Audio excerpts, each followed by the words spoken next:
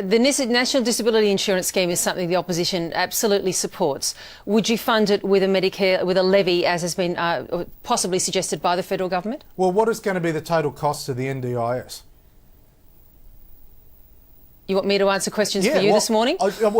Virginia, I'm not here to answer them, Joe you, Hockey. The question is, if you support it and if the money's not there in the budget, how exactly would you go ahead and fund it? Well, at this stage, we don't know how much of it is going to be funded by the budget. So you're asking me to make up a shortfall that the government hasn't explained. So that means you can't necessarily then commit to it? Well, we are committed to the principle of the National Disability Insurance Scheme.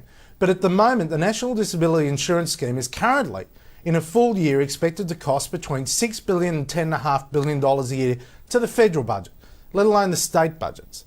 But Joe Hockey, that's always going to be the case. You're going to have to find the money somewhere, whether it be a cut here or a tax here. So you're either talking about a cut or a tax. Which is it going to be? Well, we're waiting to hear from the government. You're asking me, how much of the shortfall are you going to make up? I ask you, how much money is the government going to raise for the NDIS? Because currently, what they're backgrounding the media is, they're going to raise $3.2 billion. Now that means there'd be a shortfall depending on what is actually the announced structure of the NDIS, which the government is not announcing until July after the budget. They're not announcing the details of the NDIS until after the budget.